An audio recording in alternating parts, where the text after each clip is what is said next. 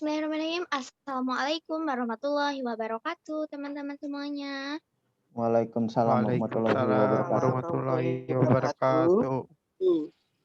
Selamat malam untuk kepada semuanya, terutama kepada Ibu Dewi yang terhormat. Saya ucapkan terima kasih karena telah memberikan kami waktu untuk mempresentasikan ekonomi internasional yang dimana adalah Ibu sebagai dosen mata kuliah ekonomi internasional.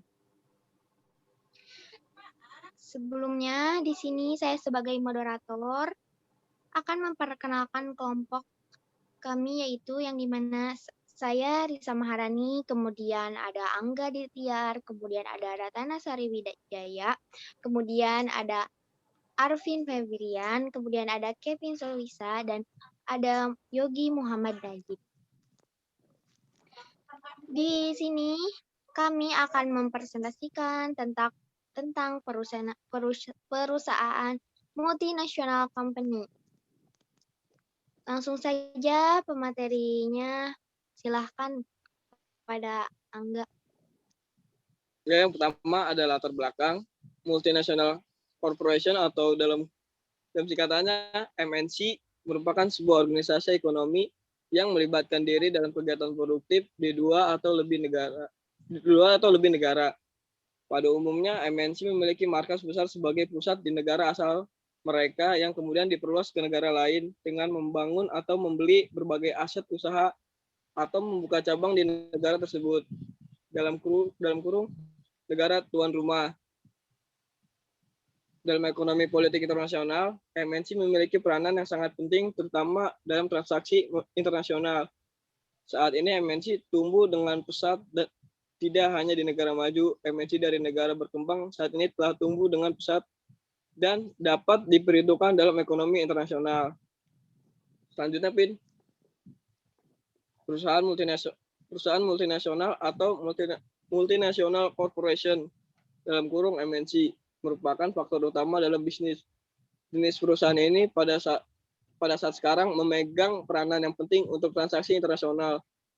Perdagangan internasional seperti impor dan ekspor merupakan tahap awal dari operasi internasional perusahaan. Kalau operasi internasional meliputi usaha patungan, penanaman modal asing, dan lisensi. Subjek dalam perdagangan internasional secara tegas sangat memperhitungkan peran pemerintah yang besar dalam hubungan dengan MNC serta perusahaan lainnya dalam bisnis internasional. Ya.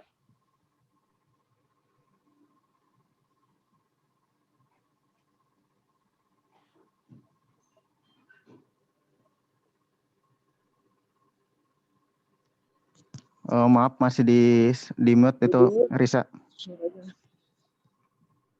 Selanjutnya ialah pengertian multinational company.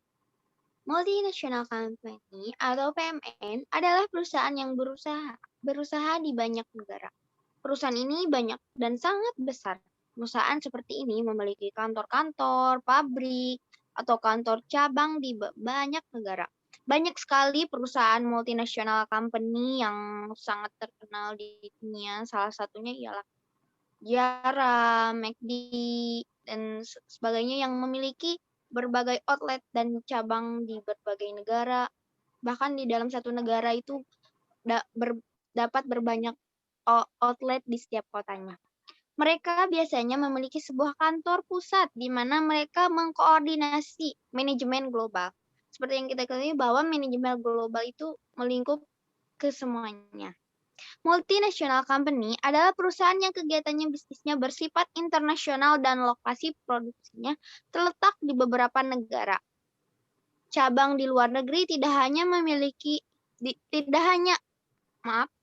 dimiliki oleh perusahaan induk, tetapi juga operasi kegiatan cabang tersebut dikontrol dan diawasi oleh perusahaan induk.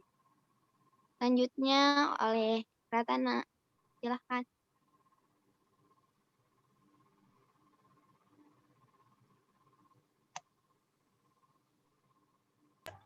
MNC.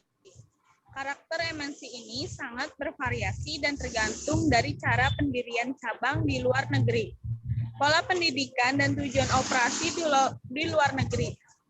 Pendirian cabang di luar negeri biasanya dilakukan dengan investasi langsung, yaitu dengan cara mendirikan perusahaan baru, ekspansi, atau membeli perusahaan di luar negeri. Pengaturan pemilikan dua cabang di luar negeri bervariasi antara MNC yang satu dengan yang lain. Dengan mempertimbangkan perusahaan induk mungkin menghendaki kepemilikan kurang dari 50% modalnya. Namun, yang banyak dilakukan adalah melalui patungan atau joint venture. Selanjutnya silakan oleh ini. Faktor yang mempengaruhi keputusan MNC.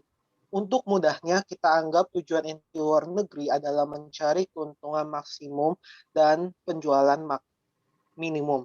Dalam kaitannya dengan penjualan maksimum, mendirikan cabang di luar negeri dapat memperoleh beberapa manfaat, antara lain apabila perusahaan tersebut melayani pasar luar negeri melalui ekspor, mungkin diperlukan hubungan yang lebih dekat dengan langganan untuk mengetahui hubungan dan selera konsumen.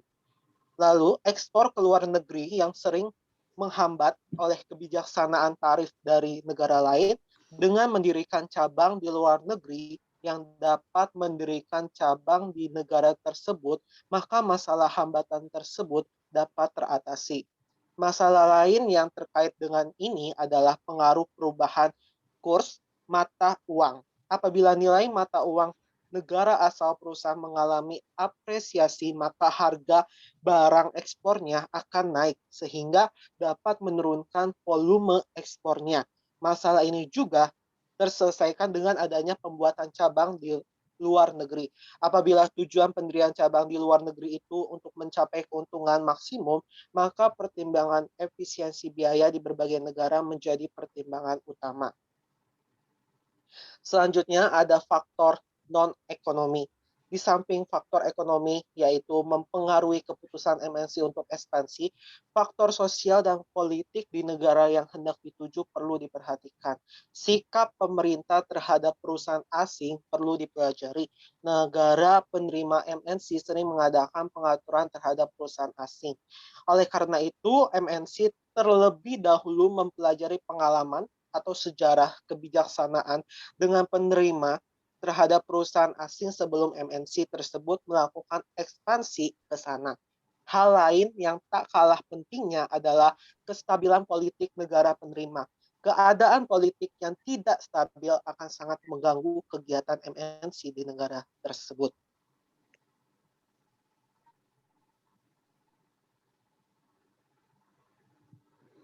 Selanjutnya oleh Captain Suci.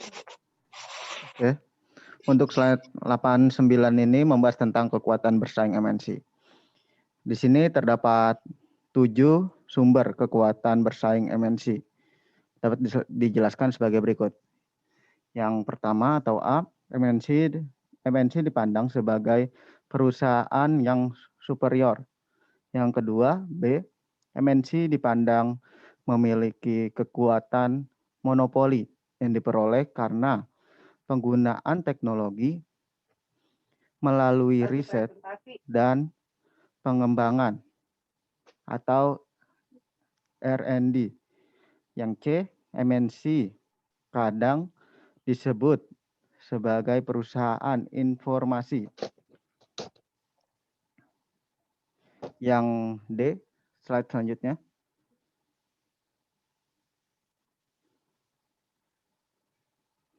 Yang D, MNC biasanya dapat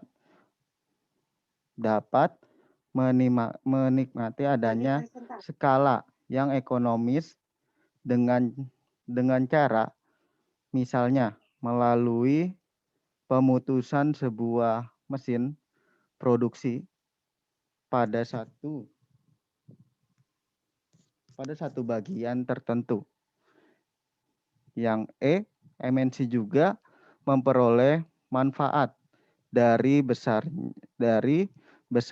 atau luasnya jaringan keuntungan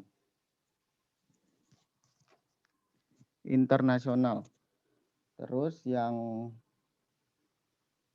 Yang F, maaf sebentar, ada kesalahan. Iya, Pak Kevin bisa mendengar suara saya? Ya.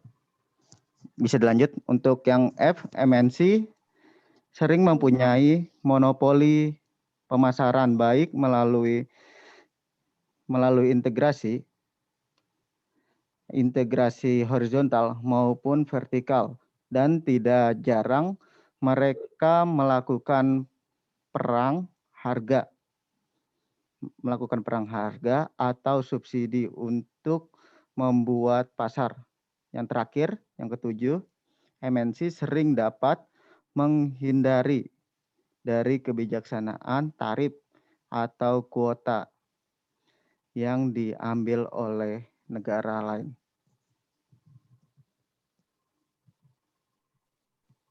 Baik, terima kasih. Selanjutnya kepada Yogi Muhammad Najib, dipersilahkan. Iya, di sini ada efek global MNC. MNC dapat mempunyai efek positif maupun negatif terhadap perekonomian dunia secara keseluruhan. MNC akan mempengaruhi alokasi jumlah total investor dunia mungkin dapat naik dengan munculnya MNC apabila naiknya investasi di cabang luar negeri tidak mengakibatkan turunnya investasi di negara asal. MNC juga mempunyai akses sumber dana internasional yang lebih luas dan kemudian menanamkan di negara yang menjanjikan pendapatan tinggi serta risiko yang rendah. Banyak studi empiris dilakukan untuk meneliti apakah investasi luar negeri yang dilakukan oleh MNC untuk menambah atau justru malah menggeser atau mengganti investasi di negara yang didatangi. Umumnya menyimpulkan bahwa investasi luar negeri ini sebagai suplemen atau menambah investasi di negara itu. Sebaliknya, ada pula yang berkesimpulan bahwa investasi MNC tersebut menggeser pembentukan modal di negara yang didatangi. Oleh karena itu, efek netonya terhadap investasi global masih dipertanyakan. Nah, selanjutnya di sini ada kesimpulan. Karakter MNC sangat bervariasi, tergantung dari cara pendirian cabang di luar negeri, pola pemikiran, dan tujuan operasi di luar negeri. Pendirian cabang di luar negeri biasanya dilakukan dengan investasi langsung, yakni dengan cara mendirikan perusahaan baru. Ekspansi atau membeli perusahaan di luar negeri. Pengaturan pemilikan dan cabang luar negeri bervariasi antara MNC yang satu dengan yang lain. Adapun secara lebih umum, faktor yang berpengaruh terhadap keputusan struktur modal adalah stabilitas penjualan, struktur aktiva, leverage operasi, tingkat pertumbuhan, profitabilitas, pajak, pengendalian, sikap manajemen, dan fleksibilitas keuangan. MNC dipandang sebagai perusahaan yang superior. MNC dipandang memiliki kekuatan monopoli yang diperoleh karena penggunaan teknologi melalui riset dan pengembangan. MNC kadang disebut sebagai perusahaan informasi. Dan MNC dapat menimbulkan alokasi efisiensi produk antar negara. Oke. Ya, terima kasih. Selanjutnya dikembalikan kepada moderator. Ya, terima kasih. Nah, jadi setelah di kelompok kami paparkan tentang perusahaan multinasional company, mudah-mudahan yang tadi disampaikan bisa bermanfaat khususnya untuk kelompok kami, umumnya untuk semuanya. Mohon maaf bila ada banyak kekurangan dikarenakan mungkin keterbatasan secara daring ya, Bu. Mohon maaf. Saya ucapkan terima kasih kepada teman-teman semuanya atas partisipasinya, kepada Ibu juga. Wassalamualaikum warahmatullahi wabarakatuh. Waalaikumsalam Waalaikumsalam warahmatullahi wabarakatuh. warahmatullahi wabarakatuh.